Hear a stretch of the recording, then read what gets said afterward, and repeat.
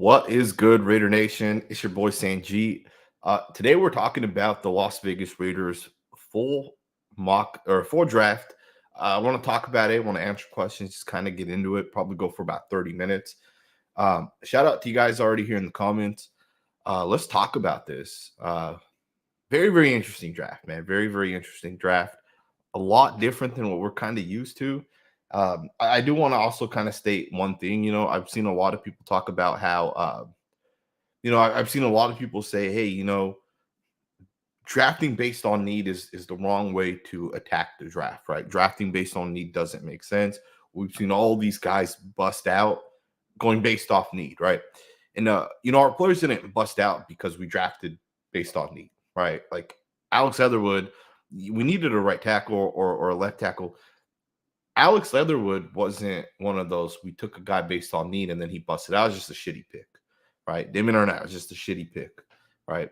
So going based off need isn't necessarily a bad thing. I kind of wanted to state that because I've seen a lot of comments where people are posting on Twitter that the Raiders had a phenomenal draft and it was because we just took the best player available at every single pick across the board. And that's not what I've seen, right? I think the Raiders, based off their draft, did reach for at least one guy. We'll talk about that here. I'll probably still do film breakdowns on all these different guys. I haven't been able to do it. It's just way too much going on, too much content. But we are going to do film breakdowns on literally every single one of these guys. It's obviously going to take maybe 2 weeks to get through all these guys, but we will definitely be doing film breakdowns. Someone said, let's get into some of these comments. So someone said, your eyes look much clearer today than last night. This morning I actually put in a brand new pair of contacts. I know people were making those comments. What's going on with your eyes? Are you high? Trust me, I'm not high. I don't know why, but when I have my contacts in all day, then that kind of happens, so just wanted to kind of clarify that. But shout out to all you guys, man. Shout out to you here, Big Rex. You said, let's go. A- draft, in my opinion. It's a pretty solid grade. That's a pretty solid grade. What do you guys grade it? Let me know in the comments below what you guys grade this Raiders draft. And I want to kind of see what the average person believes. And then I'll kind of go through some of these picks as well. We'll start at the top, and then we'll kind of just go through it. We drafted two guys at the end of round 6 and 7. I didn't make a video on either of those guys. Actually, I think they're both 7th-round picks. I didn't make a video on either of those two guys, but we will talk about them here. Shout out to you, Wilson. Kiona said UDFA signings are lit as well. We'll do a UDFA breakdown tomorrow. Like, where I'll go through all the guys that we ultimately end up getting. We definitely are going to be picking up some solid players. I'm telling you guys right now, there's so many solid players. And I think Rod Gas here actually gave this list. I believe these are the people that the Raiders have ultimately picked up. He has an updated one here. Shout out to you as well, bro. I appreciate all of you guys. The updated UDFA list so far: Carter, Bradley. I believe that's a quarterback. Don't quote me on that. Andrew Coker, love him. Love his tape out of TCU. Clark Barrington, Baylor Edge, Ron Stone Jr., Washington State. Pretty interesting. We'll have to watch tape on a lot of these different guys. Richard said it was a solid draft. Shout out to you, Richard. Appreciate you as always. Chase said, I'm excited. Tom did as well. Tom Telesco definitely did. Tom Telesco definitely was better, in my opinion, at least, than some of the picks we've had in the past. I think Dave Ziegler could have possibly been a solid person in terms of drafting. They obviously traded away the second round pick in the first year. And in the second year, we ended up, in my opinion, taking Tyree Wilson, which was a bad pick, over Jalen Carter. And I would have taken Darnell Wright as well over Jalen Carter or over Tyree Wilson. And then it's interesting because I think Dave Ziegler had the potential to be a good drafter, but Tom Telesco actually did a pretty solid job. I am actually excited with Telesco. Now, and we'll go through some of these drafts, right? Because I don't like the tackle we ultimately ended up kind of taking. And we're going to talk about that in this video. So I want to kind of go over some more comments. Eric said, I like the idea of BPA with the preference for needs when players are close. The one reach I can understand due to the run on offensive tackles. I think it's a good draft for us. My grade is an A-. Solid. Very solid. Andy Esperanza said B+, A-. McBurger said B minus or B plus. Nicolas said B plus. Got a couple A's, some B's. That's pretty solid. That's pretty solid. I can definitely agree with a lot of you guys. I'm gonna give Tom Telesco somewhere between an A minus to B minus, and it's kind of a big range. But I definitely don't like the tackle. I'm not gonna lie to you guys. I watched this guy's tape. Maybe he develops into something, and I think that'd be great if that actually ends up happening. But I think the Raiders ended up, I think the Raiders had the thought process that, hey, we'll take Brock Bowers, which I'm okay with. We'll take Jackson Powers-Johnson. I love it. And then I think at that point, Tom Telesco said, hey, we'll take one of these tackles that are going to kind of fall. And we saw a run on tackles. Kingsley Sumaitai. We saw guys like Caden Wallace, Blake Fisher. We started just seeing all these guys just go pick after pick after pick. And then the Raiders pick came, and there were no tackles left that I would have said were day one starting caliber tackles. And then we ended up taking DJ Glaze, and I'm just not a fan of the pick, and I would be lying to you guys if I said I was a fan of the pick. DeMar Glaze looks okay, right? He looks like he's one of those guys that can improve. He looks like one of those guys that can get better. But when you watch his tape, the one thing he consistently struggles with is he's not fast, he's not quick. He's not able to, when a pass rusher comes at him, and let's say someone runs a game or someone switches or someone, two guys go to the inside and then you get a guy come off the edge. He doesn't process things quickly. He's not a fast mover. And generally speaking, I think offensive tackles that are not quick, that can't move well in space, and that can't especially process information and all the things that happen, I don't think those tackles work out, right? I think Glaze is very similar to Thayer Munford, but he's obviously faster, but he's similar in the aspect that he doesn't see things well, which can be improved on. So I want to state that. So he can improve on that. But then he also struggles with guys in space.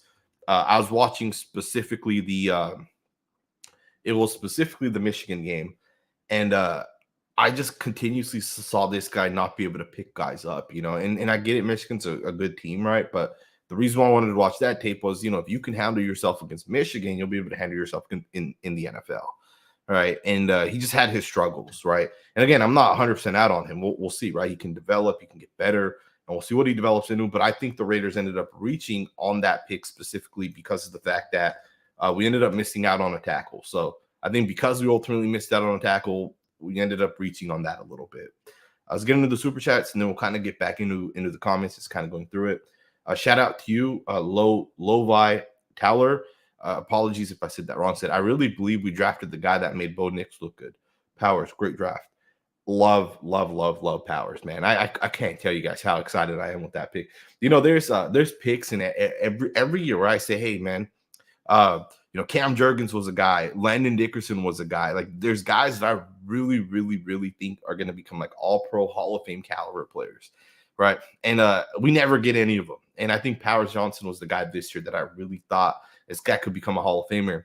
And we took him, which is crazy, right? It's absolutely crazy. But I'm excited that Tom Telesco actually went ahead and did right by all of us by taking a Jackson Powers-Johnson. Now, it is interesting because I didn't see it yesterday, but I saw it this morning. Tom Telesco actually talked about Powers-Johnson, and he made it clear he's going to be a guard. And that's not surprising, but to me, the thing that was kind of surprising was the fact that the way he stated it almost implied that, like, long-term, this guy's going to just be a guard for us. The Andre James contract, it is technically a 2-year contract. I may have been saying that it's a 1-year contract because of the dead cap. I realized today the dead cap is actually higher, so it'll be a 2-year contract. Officially, it's a 3-year contract, but it's a 2-year contract. We can get out of it in the 3rd year. So I guess we're going to be stuck with Andre James for the next 2 years. Unless the Raiders trade him, I don't really see that happening.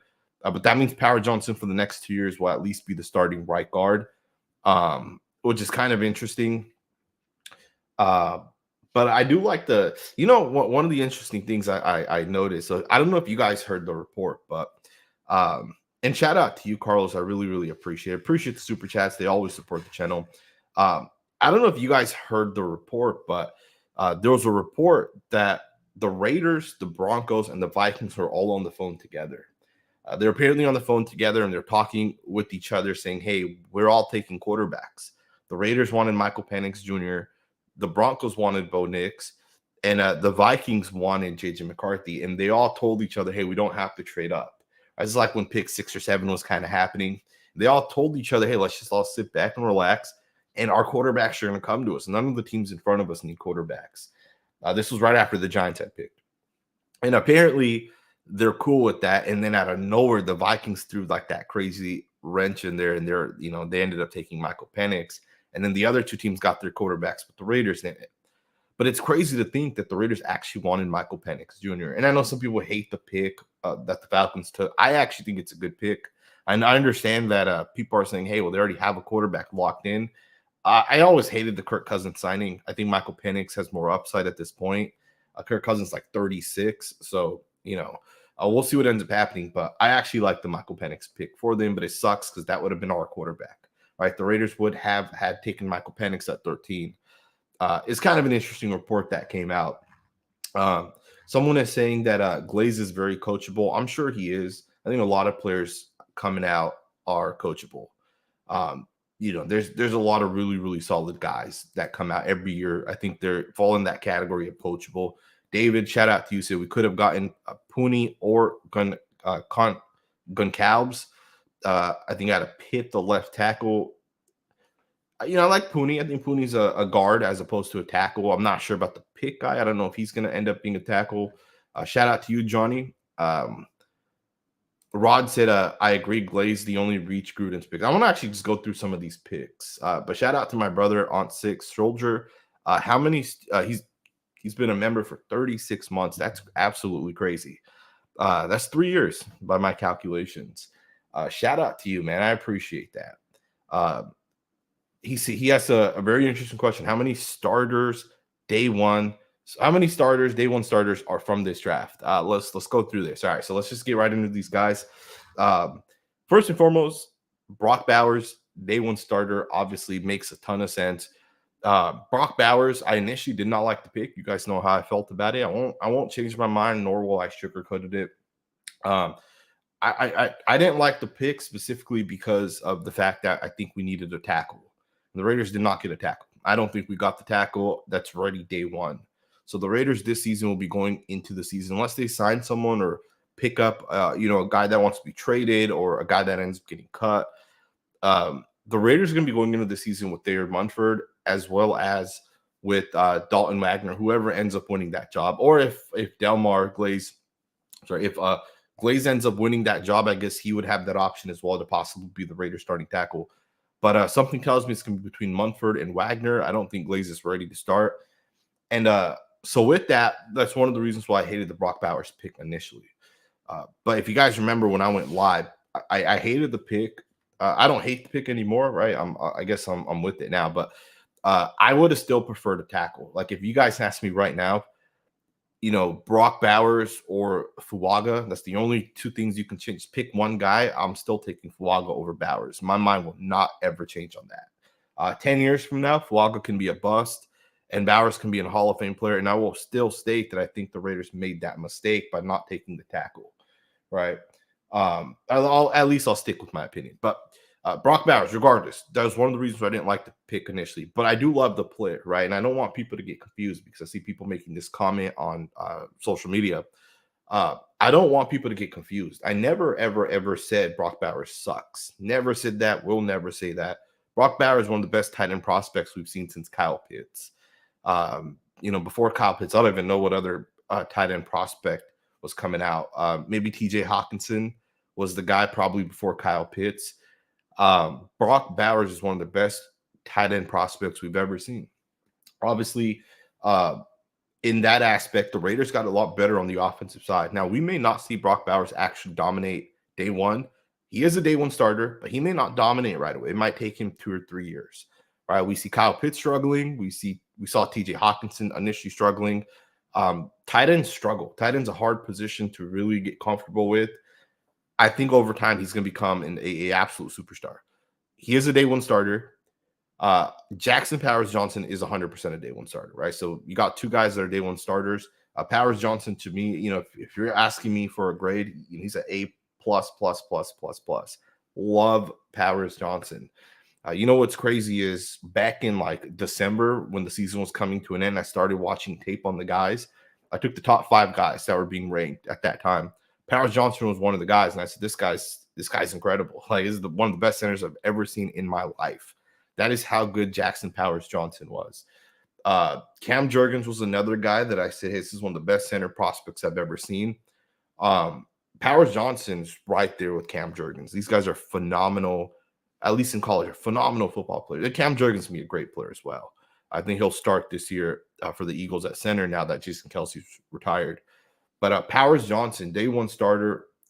Honestly, I think he's, and I've stated this multiple times, I think Powers Johnson is the Quentin Nelson and Zach Martin caliber player. And I had made this comp a long time ago. Jackson Powers Johnson's Richie Incognito, right? It's all kind of the same guy. These are guys that will they'll run at you and head first, just straight headbutt you as they're blocking you, and they're, you're in the ground. They'll give you a little punch while you're on the ground. Powers Johnson's physical, man, and I absolutely love the fact that Tom Telesco pulled the trigger there, because if this was last year's, maybe not last year's, but in the past, the Raiders wouldn't have taken Powers Johnson, even though that was the obvious pick. Right, they would have went out and took Trey Taylor, the safety we took in the 7th. They were taking that guy in the 2nd round, right? So I love the fact that we took Powers Johnson. Phenomenal football player. So you got at least 2 guys right there. I think that's it. I think those are the only 2 day one starters, because we gotta realize, I don't think Glaze starts day one. Dylan Loeb, I don't think he starts day one, right? He's a running back, late round pick. Tommy Eichenberg has a shot. I think he's probably the only other guy. And that's probably if Diablo gets hurt or something like that, right? So, and even as a rookie corner, right, we took DeCamerion Richardson in the 4th round. I don't think he's going to be a day one starter either, right? I think Jacorian Bennett has the upper hand on him, as does Jack Jones and Nate Hobbs. I think there's only 2 day one starters, and that's not a bad thing, honestly. Honestly, I like the 2 first round picks, the 1st and 2nd round pick. Outside of that, all of these guys are it's not questionable, is not the right word, right? They're guys though, let's be honest. How many of you guys watched Trey Taylor's tape? Because I know I didn't, all right, before or not Trey Taylor, but MJ Devonshire, for example, right? How many of you, I actually watched Trey Taylor's tape, but MJ Devonshire, we took him with the last pick. How many people have actually watched his tape? I know I've never watched this guy's tape. Dylan Loeb, the running back, right? I'm sure most people haven't watched this guy's tape. So there's guys that we don't really know, are they actually going to be good? I can tell you guys an example, right? And I see that we picked up the TCU guard. To me, he could start, right? If Jackson Powers Johnson was a starting center, Andrew Coker could be a starting right guard, right? He has potential to start. He probably won't be a day one starter, but as a guy that I guess has potential. But let's keep going through some of these. So Glaze, Delmar Grace, not a fan of it. I would give that a D, honestly, because I think the fact that the Raiders didn't get a tackle, they overcompensated and they kind of reached a little bit. So with that, I feel I would give that a terrible grade. DeCamerion Richardson is an interesting football player because Richardson is, he's fast as hell, right? I think he's the most athletic corner. He's 6'2.5". So he's long, he's lengthy, he can move well.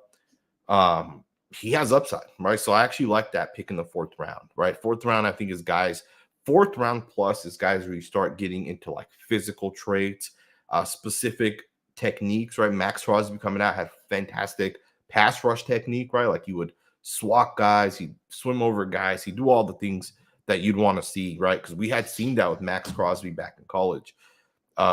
So Cameron Richardson's a good example of a guy you kind of want.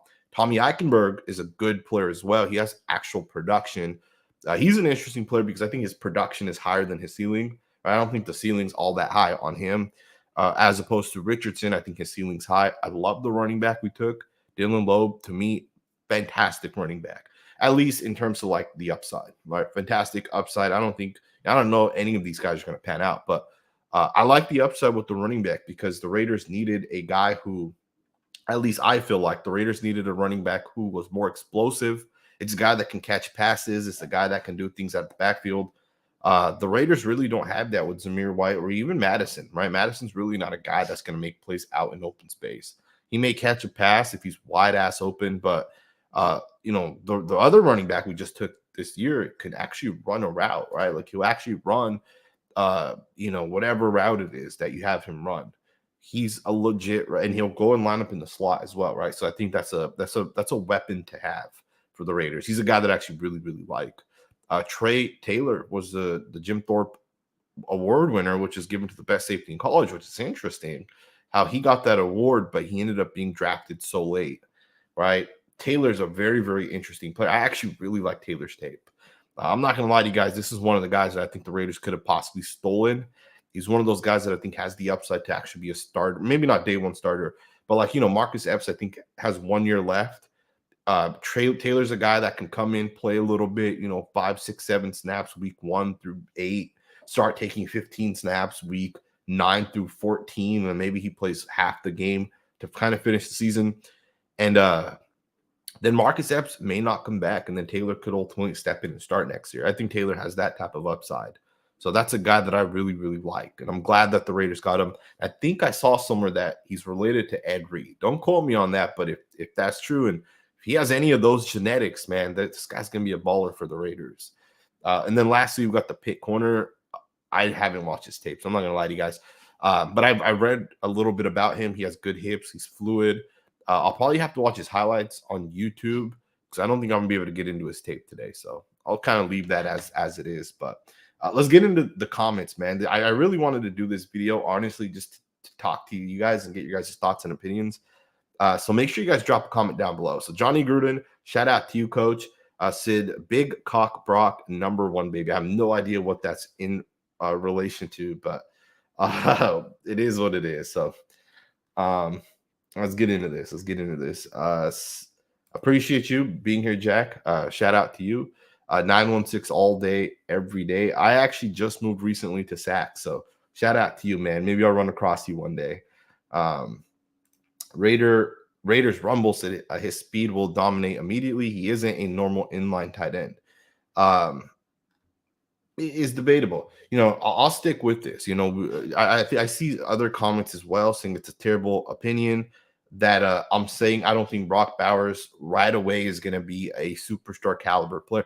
Remember, Michael Mayer was like the best tight end prospect we had seen, not in the generational category, but Michael Mayer, they were like, hey, this guy's going to be crazy good, right?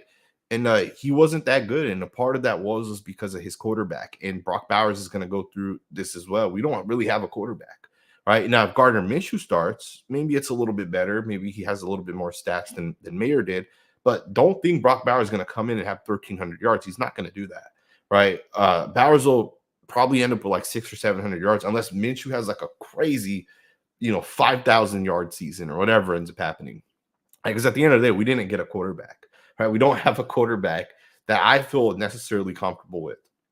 But regardless, I think Brock Bowers, like most tight ends, right? And that's just me being honest. And you guys just, go look at all the tight ends. Most tight ends, unless your quarterback is Josh Allen or Peyton Manning, most quarterbacks or most tight ends, unless you have those quarterbacks, they struggle. They got to learn the NFL game. They got to get better. They got to develop. I think Brock Bowers is not going to be what he will be in like 3 years today. It's just not going to happen, right?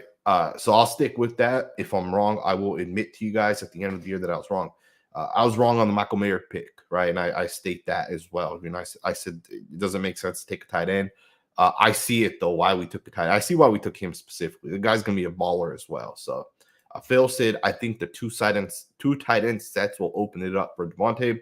I hear what you're saying. I think people are also overlooking a lot with Brock Bowers, specifically what he's going to end up doing for the Raiders. People don't realize this, but the Raiders are running a spread offense with Luke Getsy. So Luke Getsy is going to run a lot of screen passes, right? So what's going to end up happening is Brock Bowers is going to line up in the slot and he's going to block for, Dylan Loeb or for Trey Tucker, right? Brock Bowers is going to block a lot. I put a video out, I think, on YouTube as well yesterday, and I put it on Twitter. But you can see Brock Bowers' blocking ability is fantastic, right? He's physical, he's strong, and that's that's one of the reasons why the Raiders brought him in. Michael Mayer was not that good of a blocker, right? So with that being stated, we're gonna run a lot of Michael Mayer's in the slot, Brock Bowers is in the slot, and he'll be blocking, right? Rather we give Trey Tucker an end around and Brock Bowers is kind of leading. I also think we'll utilize either Bowers or Mayer as a fullback. Bowers lined up as a running back a lot last year, and what they would do is, so Bowers would line up next to the quarterback, and they'll bring a guy in motion, and they'll toss that guy the ball, and then Brock Bowers as a running back will lead block for the guy that takes the ball, right? So I could see the Raiders doing stuff like that. Maybe just line him up as like a fullback. The Raiders got to get creative with Brock Bowers, man. He's such a weapon that I think long term, like in 4 or 5 years from now. And then this is kind of what made me realize that I think the Brock Bowers pick was solid. In 4 or 5 years from now, our quarterback may end up being like, Archie Manning or whoever the hell, right? Maybe we somehow land like Josh Allen or Trevor Lawrence or whoever it is, right? And the thing is we might not have a quarterback today, but in 3 or 4 years, we're going to have a quarterback that's legit. And we're going to have Brock Bowers, prime Brock Bowers, year 4, year 5. And we're not going to have Devontae Adams at that time. And Brock Bowers will be the guy. He'll be like the number one guy for whoever that quarterback is. And so that's why I think it makes sense to have gotten a tight end like him. Now, I would have been cool with the wide receiver, but I think the top 3 wide receivers were gone. I think Brock Bowers just made sense at that point. So let's get into some more of your guys' comments. Someone said, so lucky Powers was there. I agree with you, man. 100% agree with you. Shout out to you, Casper. Shout out to all of you guys commenting. Johnny said his depth.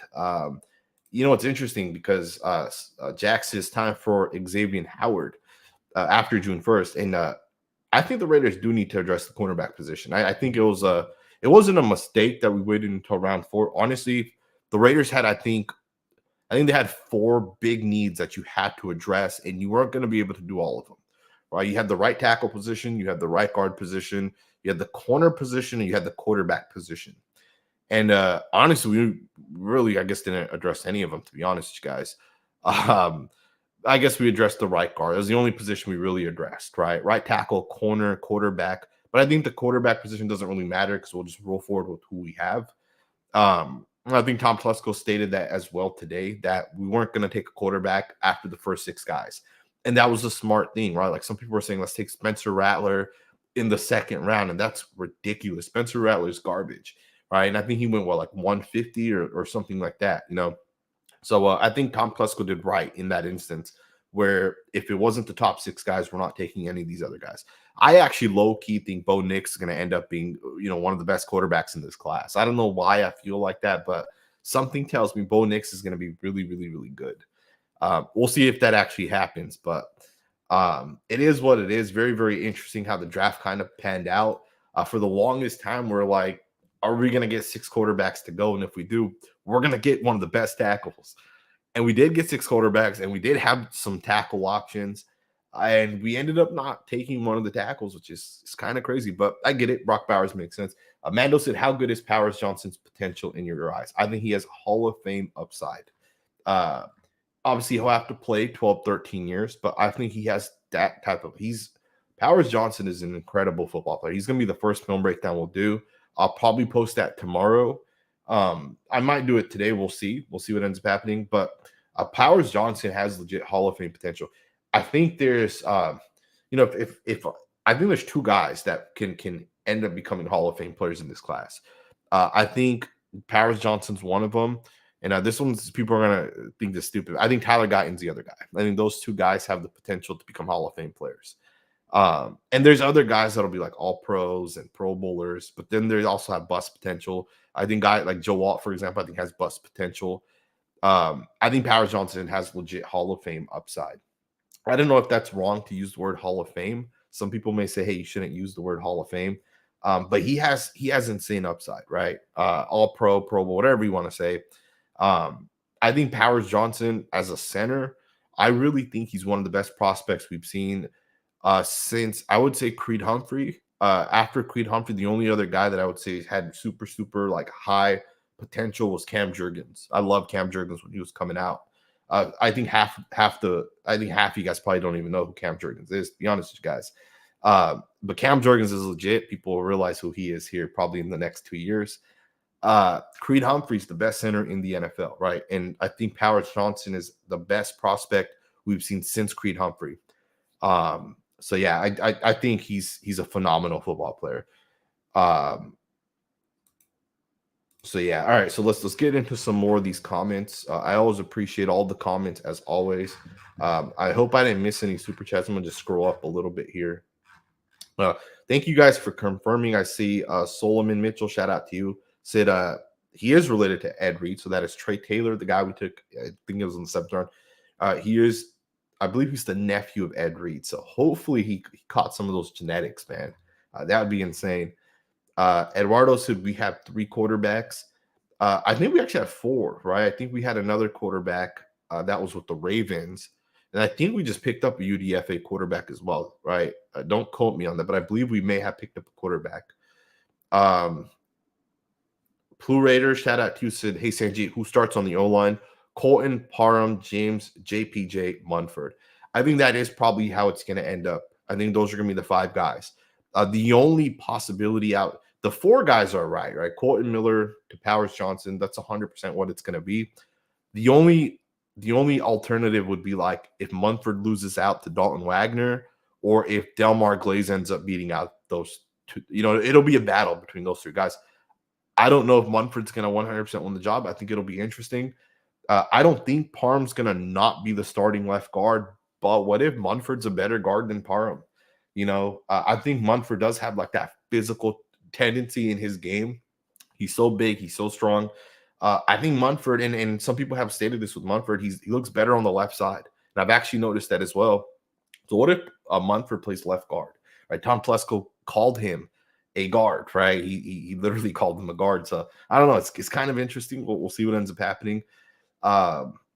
NorCal Raider said the offensive tackle was a knee-jerk reaction because we failed to move up to get a good one while there was a run on offensive tackles. I 100% agree. I believe before the Raiders pick, like we had like 6 of them go, right? And the guy I really, really wanted the Raiders to get was Caden Wallace. I think Wallace is going to be an absolute star player. Who did he end up going to? I can't remember on the top of my mind. I think the Patriots. I think Wallace went to the Patriots. So he'll be their starting tackle, I think. I think they actually need a tackle as well. So I forget the guy's name, but they have a guy who they just re-signed. He was their right guard. He played right tackle this past season. They'll move him to left tackle. I think Wallace can just fill right in that right tackle. He was the guy I really, really, really wanted the Raiders to get. Chet Zuber said Bowers is a tight end in name only. That is fact. I 100% agree with that. The guy is 100% only a tight end based off his name. Could not agree with you more. Gunna said, hey, Sanji, if we can sit here and say that some players take time to develop, why can't we say the same thing about Aiden O'Connell? Dude walked into a dumpster fire and held his own. Why give up? All right, so let's talk about this. This is actually a really, really, really solid question. For a guy to develop, I think the big thing is you have to have traits, right? Traits that will, allow a guy to develop. I'll give you an example. Colton Miller, right? When he was a rookie in was it 2018 when he came out, he gave up like 17 sacks his first year, and people were like, this guy's garbage. People on Twitter, I remember back then, were saying this guy's the worst, he's a bust. People were labeling Colton Miller a bust. But I remember talking to a guy that I'm very, very close to, still talk to him all the time. I remember him explaining it to me. He works in the NFL. I don't think he works in the NFL anymore. At that time, he did. But he had explained it to me that, hey, the thing with Colton Miller is although he gave up these 17 sacks, the thing with Colton Miller is has a 6'8" frame, and he's the most athletic tackle at that size we've seen in like 20 years. So he's not super strong yet. He's weight-wise, he's not 100% where he will be one day. If you give this guy 3 years, he's already so fast that if he just develops and gets stronger, he'll have the ability to just mirror anyone, right? He's so long, he's so lengthy, it's hard to get around him. And we had seen the potential with Colton Miller, right? We had seen it. He didn't have any limiting factors. Like Colton Miller wasn't too slow, right? Which we see with Thayer Munford. Thayer Munford's too slow. You can't develop being slow, right? Or being quick. You can't develop that. You're either quick and fast or you're not. Thayer Munford's not fast. I had said this for 2 years now. He's not going to ever pan out. It's just not going to happen. I'd be very, very shocked if Thayer Munford had a solid career in the NFL as we went forward at tackle specifically. He may work out as a guard. So Aiden O'Connell, getting to him. Does he have limiting factors? Absolutely. He has one massive, massive, massive limiting factor, and that is he can't move. He literally cannot move. I don't think there's a quarterback in the NFL that is slower than Aiden O'Connell. I don't think Kirk Cousins at 36 years old is slower than Aiden O'Connell. That doesn't work. It just doesn't work anymore in the NFL. And it doesn't work in the NFL anymore because of the fact that in today's NFL, defensive lines are too good, right? And tackles have not caught up to those defensive lines. And for the Raiders, is actually even worse because we don't have a right tackle, right? So with Aiden O'Connell, the fact he cannot move, the fact that we don't have a right tackle, he's just not going to end up working, right? So with that, Aiden O'Connell can develop, like he can get quicker in his release. He can read coverage better, which he will. He's going to develop that. From last year to this year, his mind's going to be faster. He's going to process things faster. That part of it he's going to develop, but he will never, ever, ever develop the speed part of it. He will never get faster, right? I was reading I forgot who it was. I think it was Matt Mueller, maybe. May have been someone else. They're like scouts or work at ESPN or whatever. They cover the draft. One of these guys said something that's so fact, right? He was talking about a defensive end specifically. If a guy's not, if a guy's athletic and if a guy's fast in the trenches specifically, the guy can have a solid career, right? If you're fast and you're quick, doesn't mean you're gonna be good if you're fast. What it means is you can always develop everything else, but you can never develop getting faster, right? So like, for example, you got guys like DeJuan Jones, who from a production side, his tape was phenomenal, but he was slow, and people saw that right away. And he ended up going in the 4th round. Now, DeJuan Jones may have a very good NFL career, but there will always be games where he'll go up against guys like Max Crosby that are fast, or Von Miller that has an explosive first step, or Michael Parsons that's super quick.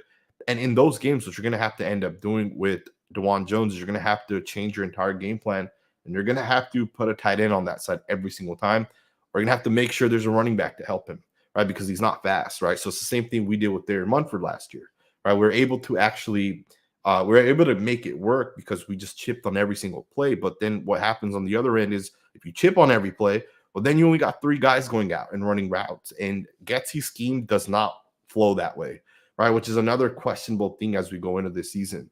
Getsy wants to run screens. He wants to run 5-man protections. Well, if we don't have a tackle, how are we going to do that, right? So it's going to be interesting. I'm not out on Aiden O'Connell. I just want to also make that kind of known. But I do think that the fact that he's slow is going to limit him a little bit. And I apologize. I know I start rambling about certain things, but shout out to you for the question. I appreciate that. Chef Boy RD said JPJ is going to beat down the Chiefs defensive tackles. Absolutely, man. Abso-freaking-lutely. I'm actually excited to watch Powers Johnson as a right guard. He did play guard, right? Yeah, at Oregon. I think even just this past season, he played guard. He played guard at the Senior Bowl, so we saw him going up against the best of the best, and he dominated at the Senior Bowl as well, right? Swift Raider, shout out to you, said, hey, Sanjit, do you think we would have taken Kyrie Jackson versus Richardson? We missed only by a few picks. I think there's a chance for sure that there are guys we wanted that we ended up not taking because of that, right? I think there was a defensive tackle out of Oregon that, Borlis, I think, or Dorlis, he got picked as well right before we took Richardson in the 4th round. I think the Raiders were interested in him. I don't know why. I have a feeling we would have drafted him, and then he got taken like 3 picks before us. I think it's possible we could have taken Kyrie Jackson before, as opposed to Richardson. Definitely a lot of interesting things of how like the draft kind of ends up. Two Stoke, shout out to you, said, I think if the Lions can get to the NFC Championship with Jared Goff, we can at least make the playoffs with Gardner Minshew. That may be true, but don't sleep on the Detroit Lions and the fact that their coach is a fantastic coach. I'm talking about their offensive coach, not their head coach. I think Dan Campbell is going to be fired once the OC gets a head coaching job, and then 2-3 years down the line. Similarly, we saw it happen with Dan Quinn when Kyle Shanahan took him to the Super Bowl. Kyle Shanahan went to the 49ers. Dan Quinn's team fell off. He got fired. Kyle Shanahan's in the Super Bowl every other year, right? I think we're going to see that with Johnson as well, the OC over there. But keep in mind the difference between the Raiders and the Lions is I think our defense is probably better than the Lions, but I think the Lions' offensive lines is like it's heads and shoulders better than the Raiders. It's not comparable. They got the best right tackle in the NFL, one of the best left tackle, not one of the best. Got like a top 12-ish left tackle. Is pretty good. Left guard, center, right guard, solid. It's just a solid ass team. The Lions have a good offensive line. It's coached well. They have Gibbs. They had what's the other guy that they had last year? I forget who else they had. They had another guy. He stole all the touchdowns. I forget who he was, but they had another guy. They have some good weapons. And yes, Jared Goff was able to take the Lions, but I think Jared Goff, I don't know, I shouldn't say he's like a lot better than Gardner Minshew. I don't think that. I agree with what you're saying, I guess, right? But I think the difference is that they have a great offensive coach. I don't think Luke Getsy's a great offensive coach. I don't know. I don't have the faith that Getsy's gonna be a good coach. I've stated this in the past. I think Getsy is, if you couldn't make it work with Justin Fields, are we sure he's gonna be able to do that with the Raiders, right? And plus, I think the Lions have a great offensive line, right? So I think that's kind of the difference. But I don't necessarily disagree with you, right? It's not impossible for the Raiders to make the playoffs, right? If our defense especially continues to play the way they played last year, I don't see why we couldn't. So Rex said, I love Bowers, but what if we drafted Fuaga and Powers? How might that have changed the rest of the draft? I mean, honestly, if we had drafted Fuaga first and if we drafted Powers in the second round, we obviously wouldn't have taken a tackle in the third round, right? We wouldn't have reached for Glaze. I'm not 100% sure which corners were. I think all that would have happened is we just wouldn't have gotten a tight end. That's all that would have happened. From Richardson down, it'll probably been the same. The third round pick would have obviously been different. Maybe we get a running back with the third round pick, right? I think there were a couple of good running backs available when that pick happened. So yeah, I'm not 100% sure, but I'm gonna still keep saying it. I would have preferred the Raiders take Fuaga or Tyler Guyton. I would have taken either of those two guys. I think both of those guys will be really, really solid football players. Not saying Bowers won't be, right? I got to keep saying that. Devin Smith said no one wants to watch ALC anymore. That experiment is dead. It is going to be interesting. I do think that it's going to be interesting to see his development.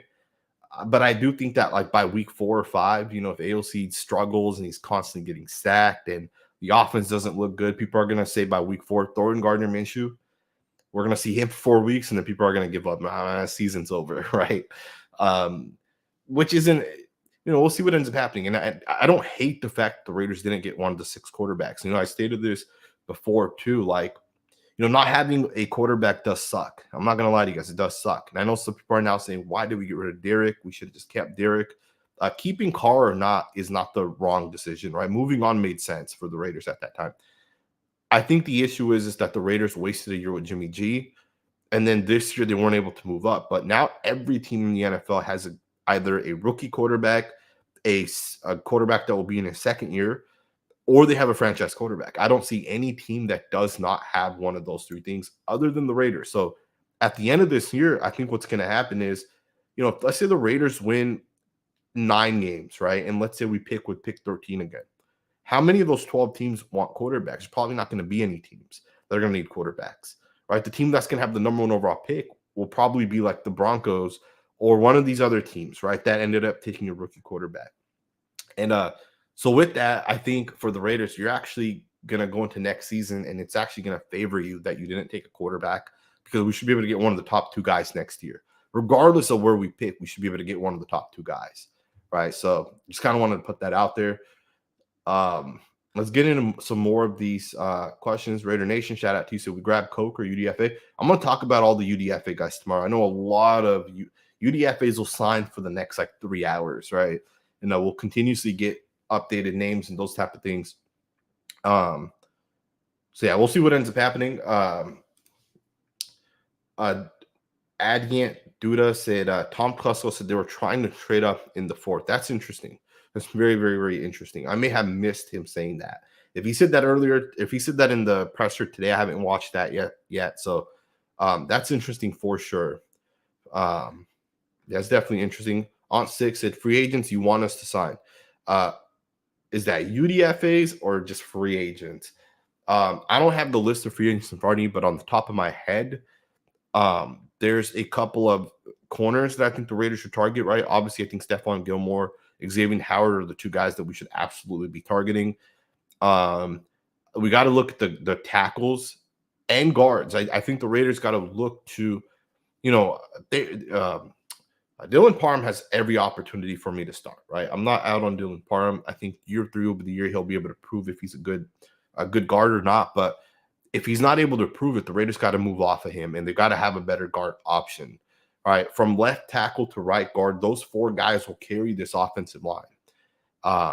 So you got to make sure you have a good guard, left guard specifically, and you can't allow. Last year I could show you guys 15 clips right now from last year where our left guard and center struggled, and we have the same left guard and center going into this year. Right. And they struggled with basic things like games. And, one guy lined up to the outside shoulder, Dylan Parham, would slant into Andre James. He'd smack Andre James.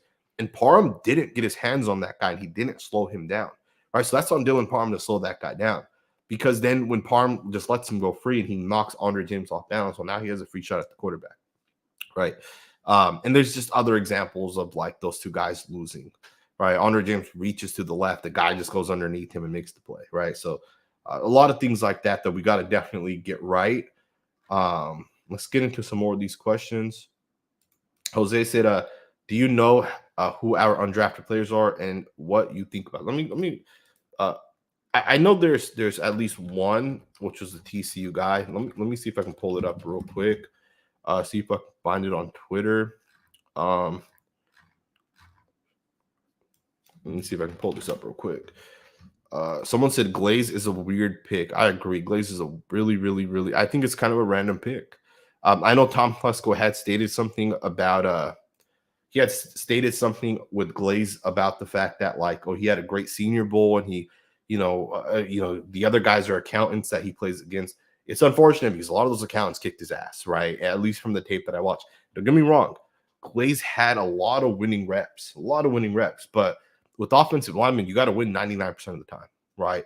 If you're only winning 95% of the time, that's not good enough. Those 5% of snaps is going to alter the entire game.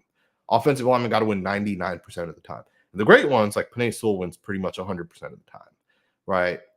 You got to find guys that win 99% of the time. Like Colt Miller, for example, probably wins like 97.5% of the time. Like he doesn't lose that often. Maybe it's higher than that.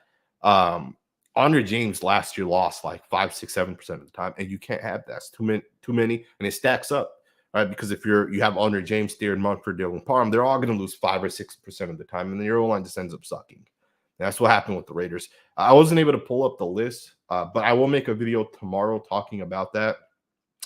Solomon said JPJ cried. He was so happy to be a Raider. Does he have connections to the Raiders? I don't think he does, right? But I'm glad he cried. I think I heard him on the phone. He was definitely emotional when he was talking to, I think he talked about AP and Telesco. And, what's interesting with JPJ is the guy's going to be such a great football player. And I don't think he realizes how great of a football player he is. But he says like the funniest things. Like he said something and it's just crazy. Like I can't remember what it was. He was saying something about how on the field he plays like a certain way. I forget what it was, like physical or a bully. He was saying something, but off the field, I'm like the nicest guy. And it's just crazy with Powers because that is literally how he plays, right? Like he is a bully on the field. I think it was way back in January. I had made the comp with JPJ to Richie Incognito. The guy plays like that, right? He's strong. He's crazy, aggressive. The way this guy, there's a viral block. Actually, I posted it on a short yesterday where this guy did like a weird spin. He was a center. He went to the left. He did like a spin. He went to the right. He lead blocked. He just straight up laid someone out, right? It's blocks like that he watched this guy and say, damn, that's crazy that this guy does that, so I'm very, very excited for it. Shout out to you, Psycho Jackal. You said awesome content, man. O'Connell over Minshew. That's going to be an interesting one, man. I'm actually excited for the battle. I actually want to see how Minshew looks, especially now since we didn't draft the quarterback. I'm behind those guys, man. I'm 100% behind it. We'll see if it doesn't work out. It doesn't work out. We'll get a quarterback next year, right? At the end of the day, all of us are going to be Raider fans until the day we leave. And one day we'll get a quarterback. You just got to be excited with what the Raiders did. I think as a team, we've improved, right? The baseline of the Raiders it's went up, right? We have ourselves a dominant offensive line, like literally, there's probably like 5 guys like this guy, right? I'd make the argument that Tyler Smith, left guard of the Cowboys, is the most dominant offensive lineman in the NFL. And I think JPJ is going to probably be number 2 right after that, right? I think within the first 2 years. I mean, it's probably not going to be right away year 1, but I think by year 2, the guy's going to be like absolutely just dominant, right? I think that's the type of player he's going to ultimately end up being. Hakeem said, LOL, Munford winning that job. We'll see. We'll see what ends up happening. It's going to be interesting for sure. Shout out to you, Money Dan followers. Appreciate it. Kenny P said, can Glaze beat out Parham? That's an interesting question. I think Tom Telesco said that Delmar Glaze will end up getting the opportunity at tackle, and a guard will kind of be like a secondary thing. That's an interesting question. Now, I don't know if he would do that day one. I do think that Glaze as a guard, I actually had him rank his guard, but I think Glaze as a guard has more upside because, Glaze, the thing he struggles with is moving, right? And you move more in space as an offensive tackle because there's no one to your left or to your right. As a guard, you have guys to both sides. So I do think that with Glaze as a guard, he's definitely going to be a better player. Now, I don't think he's going to end up being a left guard, especially not year 1. But if he doesn't work out as a right tackle or right tackle or swing tackle or whatever, I think it's possible that he ends up competing with Parham. And if Parham doesn't take the year 3 leap, then by the time we get to year 4, Parham's probably going to be a backup and competing to stay on the roster or not. Now, I think Parham's a very, very good football player. And if he just kind of cleans it up, it's a little bit stronger. He should be solid for the Raiders.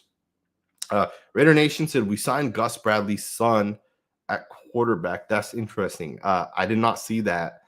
But I will definitely check that out right as soon as we're kind of done with this one, as soon as we're done with the live, but we'll check it out. Definitely going to be interesting to look at some of the UDFAs. I think UDFAs is always like I think it's always funner than the actual draft. Like once we get past the first 2 rounds, when like round 3 comes, I think UDFA is always kind of more interesting because there's always UDFAs, right? They're always more.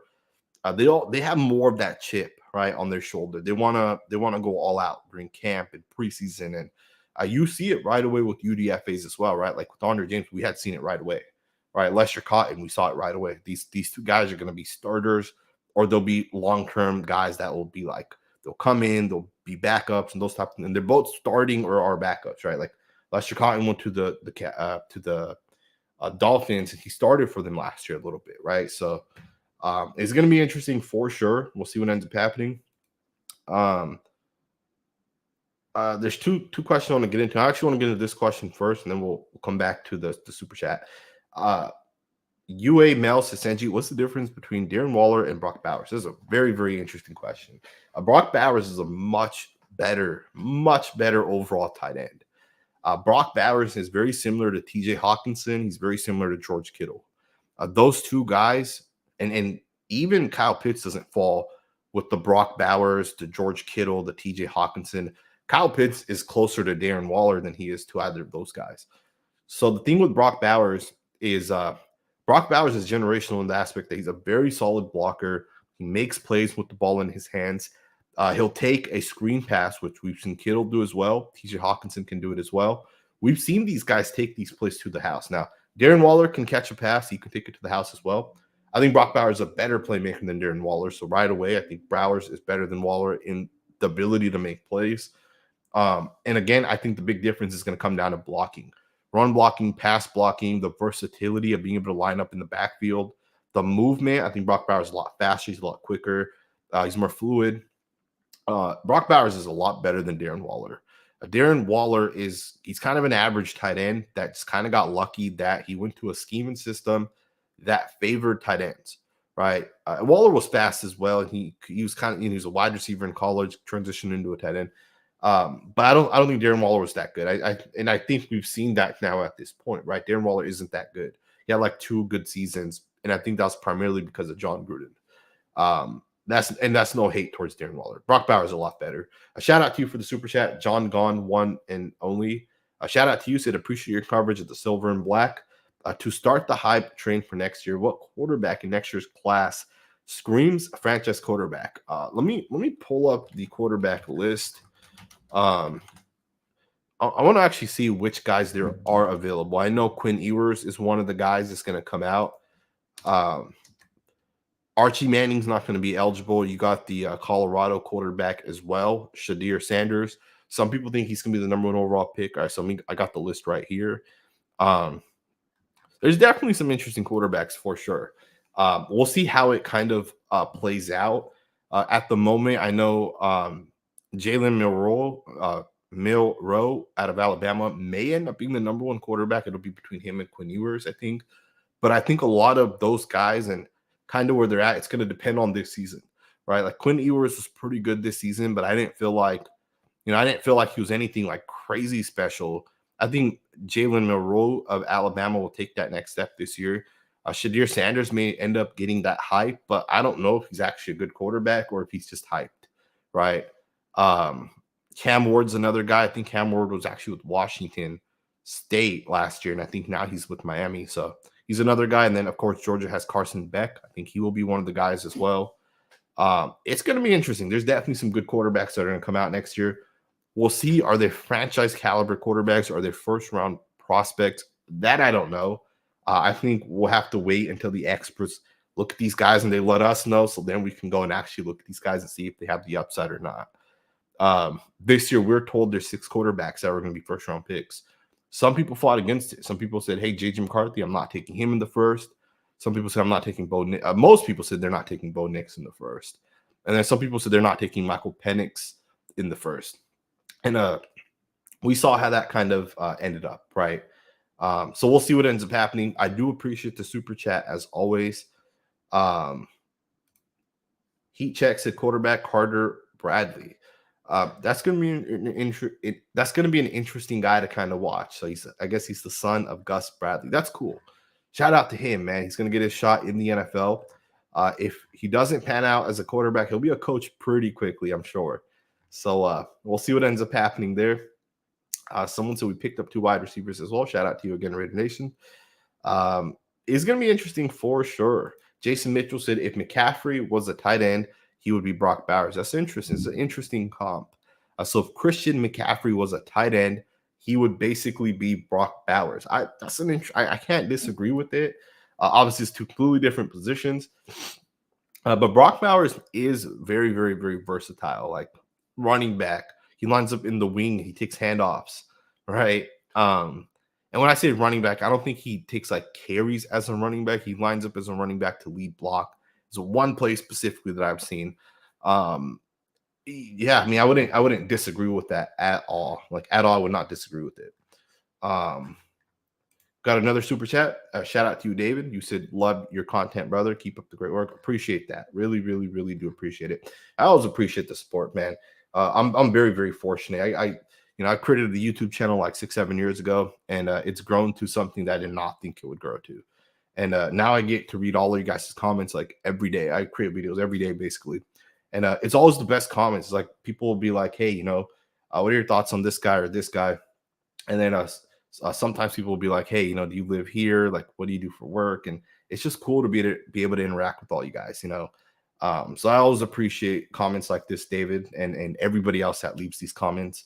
Always appreciate you guys, man. I really, really, really do. And I'm very fortunate that I get to, cover football for a living. Like, I guess I haven't really put this out there, but my work is coming to an end here soon. So this will probably be my full-time thing. I did land a sponsorship because my work was coming to an end. I went super hard on trying to get a sponsorship. Underdog Fantasy, they're sponsoring me. And I've already signed the contract. Everything's good. I'll probably announce it in the next week or so. But my work's coming to an end here soon, so this will be my full-time thing. And I'm nervous about it, so subscribe, turn on notifications, make sure you guys are supporting. So yeah, it's gonna be interesting, man, as the Raiders kind of go forward because I don't see myself doing anything other than covering the Raiders. And this happened last year. The Raiders kind of started to suck at some point, and if people lose interest, I lost interest. Like at some point, I just feel like it gets so hard to like every day get up and say I'm gonna make this content. I'm gonna make this content. Um, but I love the Raiders, right? So I'm glad that I get to do this, right? And I don't lose interest in the Raiders. I lose interest in the idea of getting up and having to work, right? Because for me, this is work at the end of the day. Although I love doing it, it's still work at some point. Shout out to you, Kalen. You said JPJ does have connection to the Raiders. His grandparents are 20-year season ticket holders. Whole family is Raiders fans. I did not know that. He may have stated that in his presser. I haven't watched the individual pressers. I watched the Brock Bowers one. The JPJ one, I have not watched that one, but I'll check it out. That's pretty cool. I did not know that his grandpa. So he comes from a Raiders family, which is pretty. I'm assuming he's also a Raiders fan, right? Because he has to be, right? Because if like I have grandkids, they're all going to be Raider fans, right? So it's interesting, very, very, very interesting. I appreciate the super chat. I really, really do appreciate that. User unknown said Tommy Eichenberg with max attack quarterbacks are scared. I actually really like Eichenberg. I think Eichenberg has some upside. I don't think Eichenberg's going to come in day one and he's like the starting caliber linebacker, but Robert Spillane wasn't either, right? To explain like 2 years, year 3 started kind of breaking out. And with the Raiders, he broke out, right? So never know what Eichenberg can definitely turn into. Yeah, I see some people are talking about Cam Ward. Cam Ward's an interesting player. 2 years ago, I forgot who it was that I was watching, but I stated it was the Football Scout channel. I stated Cam Ward. I said, the quarterback sucks. Who is this guy? Right? He's garbage. And then someone was like, hey, you should look into him. Like he's gonna possibly be in the NFL in a couple of years. And this was like 2 years ago. And I guess he may be in the NFL, right? So we'll see what ends up happening. 10 Commandments. Shout out to you. Said, have you heard anything about Dalton Wagner's progress? Does he have a chance to crack the starting lineup? I love to see Wagner and Munford on the right side if Wagner's good enough. What's interesting is Dalton Wagner, the Raiders liked him enough last year that we marked him with the injury, right? So like he was out for the entire year. We obviously didn't want to carry him on the active roster. Putting him on the practice squad means he could have possibly been stolen. I think he may have had a real injury, but I don't think he actually did have a real injury. So don't quote me on that.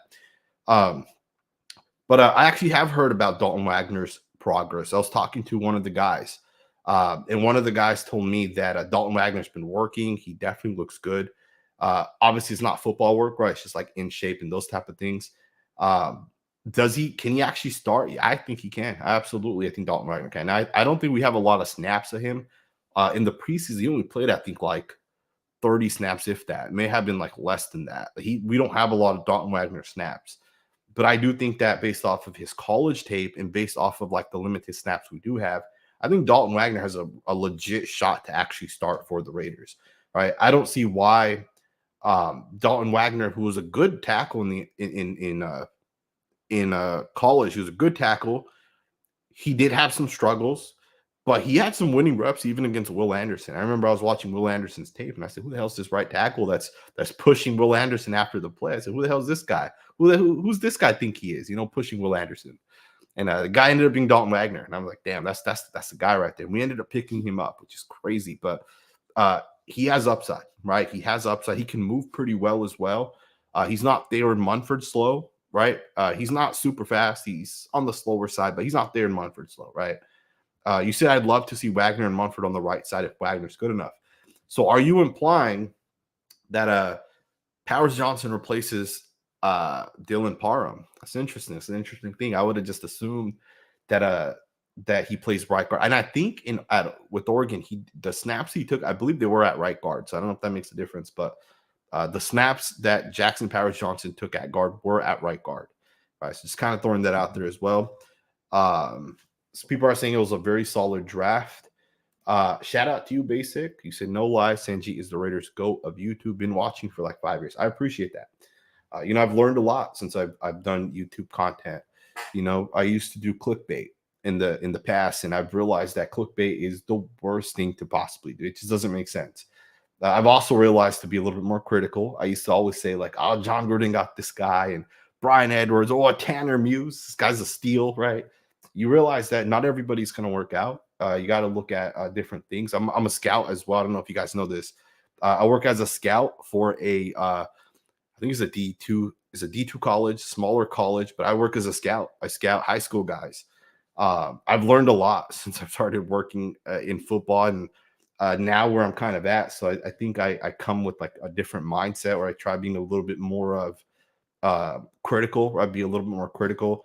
I was very critical of Dave Ziegler, very, very, very critical. Tom Telesco, I think, did an okay job. I probably won't criticize him as much. We'll see what he does in year 2, though. I think that one's going to be interesting. Shout out to you, Robert. So congratulations, brother. You put that hard work in. I appreciate that. You guys are saying congratulations on the sponsorship. I do appreciate that a lot. I will announce it soon. So if you guys have not signed up for Underdog Fantasy, don't do it yet. I'm going to send you guys a link. So let's get into the super chat. Walter said, please say hi to Michael in Paris. Big fan of your content. Shout out to you, Michael. Really, really, really, really appreciate that. I said Paris, but I think I guess it's probably pronounced Paris, but it's not the Paris that I thought about. Shout out to you, Walter. Shout out to you, Michael. Appreciate you guys.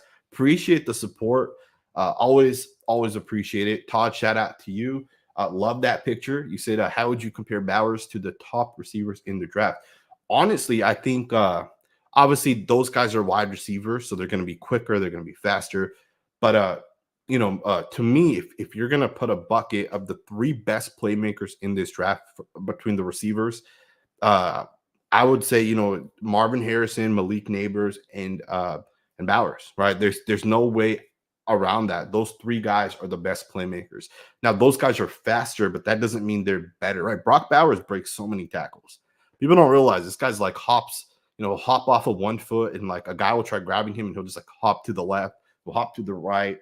He'll run people over. He'll break arm tackles. So in that instance, Malik Neighbors is not breaking arm tackles. Neighbors is fast and uses his explosiveness to pick up more yards or get open. Bowers uses his strength. He uses that power. He uses physicality. So it's a little bit different.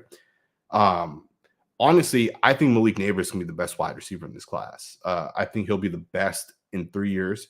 I think it'll be then between Marvin Harrison and Brock Bowers as like the number 2 playmaker in this class. I think that's how it's going to end up working out. I love Neighbors. I really, really, really love Neighbors. We'll see how it actually ends up as he kind of gets there. I guess his quarterback kind of sucks, so I think he might get that Kyle Pitts type of thing, right? Kyle Pitts kind of busted out because his quarterback, but I think Kyle Pitts bounces back this year. And I hope that doesn't happen to Brock Bowers, man. I really, really pray that Brock Bowers does not end up getting the, Kyle Pitts having no quarterback, so this guy's wide open, and then his quarterback overthrows it or whatever. Shout out to you, KC. You said, finally caught it live. Love your stuff. For Glaze. Pray for Glaze. Hopefully it works out, man. I'm going to pray for that as well. We'll see what ends up happening. Shout out to you. Appreciate that you caught the live.